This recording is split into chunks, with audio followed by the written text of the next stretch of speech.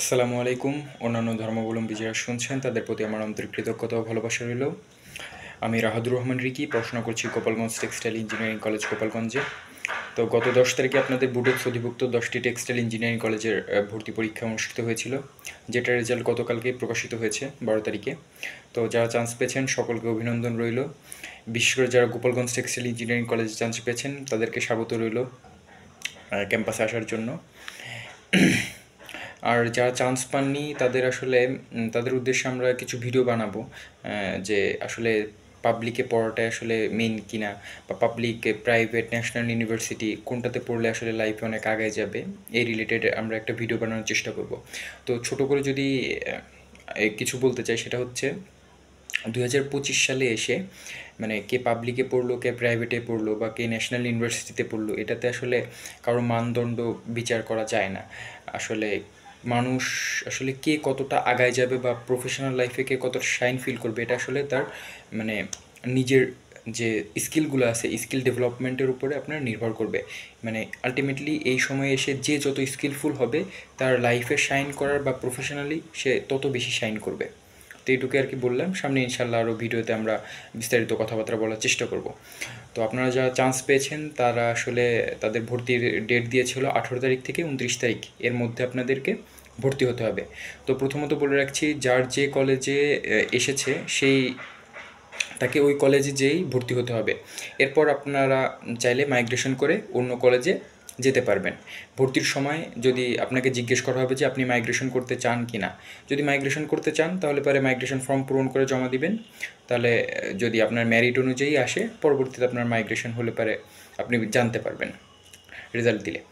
তো ভর্তি হতে আপনার আসলে কি কি লাগে সেটা এখন যদি আমি বলি, প্রথমত লাগবে হচ্ছে আপনার এসএসসি ও এইচএসসি এর মূল ট্রান্সক্রিপ্ট। এরপর লাগবে আপনার এইচএসসি পরীক্ষার রেজিস্ট্রেশন কার্ড, মূল কপিটা। এরপর আপনার 3 কপি পাসপোর্ট সাইজের ছবি প্রয়োজন হবে। আর ভর্তি হতে আপনার লাগবে 18,500 টাকা, 18,500 টাকা, এই। আর এর বাইরে আর তেমন কিছু লাগবে না। আর ভর্তির টাইমটা আর কি বলে দিয়েছে, সকাল 9টা থেকে 5টা, এর ভিতরে আর কি আপনাদেরকে ভর্তি হতে হবে। তো এই ছিল। আর বাকি যে ফর্মগুলো দেওয়া হবে এখানে এসে ওই ফর্মগুলো নিয়ে সুন্দর মতো পূরণ করে দিয়ে আপনি জমা দিলে পরে আপনার ভর্তিটা মোটামুটি হয়ে যাবে। তো এতটুকুই ছিল। আর মাইগ্রেশন করতে যারা ইচ্ছুক তারা অবশ্যই ফর্ম পূরণ করে দেবেন ভর্তির সময় ফর্ম নিয়ে। আর বিশেষ করে যারা কোটাতে এসেছেন, কোটার অবশ্যই যে কাগজপাতিগুলো দরকার সেই কাগজপাতি ডকুমেন্ট নিয়ে আসবেন, সেগুলো জমা নিবে। তো এতটুকুই ছিল। আর গোপালগঞ্জ টেক্সটাইল ইঞ্জিনিয়ারিং কলেজে যারা চান্স পেয়েছেন তাদের ভর্তি হতে আসার সময় বা ভর্তি যখন হতে আসবেন তখন যে কোনো ধরনের সাহায্য সহযোগিতা বা যে কোনো ধরনের প্রয়োজন হলে পারে অবশ্যই যোগাযোগ করতে পারেন। ভিডিও ডিসক্রিপশনে আমার হোয়াটসঅ্যাপ নাম্বার দেওয়া থাকবে। এছাড়াও আপনারা যে কেউ চাইলে ভর্তি সংক্রান্ত যে কোনো প্রশ্ন থাকলে চাইলে করতে পারেন আমাকে।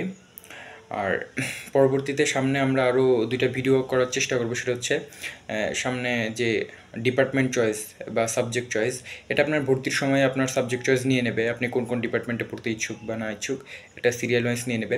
তো যে 4টা ডিপার্টমেন্ট আছে, wait, process engineering, apparel engineering, fabric engineering এবং ইয়ার্ন ইঞ্জিনিয়ারিং, তো আসলে 4টার মধ্যে কোনটা ভালো হবে, বেস্ট হবে, তো এই রিলেটেড আমরা একটা ভিডিও বানানোর চেষ্টা করব।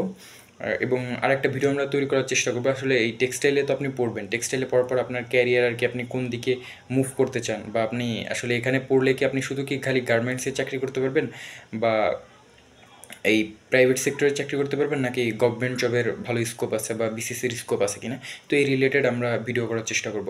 তো আজকের ভিডিও এতটুকুই ছিল। তো ভিডিও সংক্রান্ত যদি কারো কোনো প্রশ্ন থাকে অবশ্যই কমেন্টে করতে পারো বা আমাকে হোয়াটসঅ্যাপে নক দিতে পারবো। এতটুকুই ছিল। ধন্যবাদ সকলকে। আসসালামু আলাইকুম। এবং অন্যান্য ধর্মাবলম্বী যারা এতক্ষণ শুনছিলেন তাদের প্রতি আমার আন্তরিক কৃতজ্ঞতা ও ভালোবাসা রইল।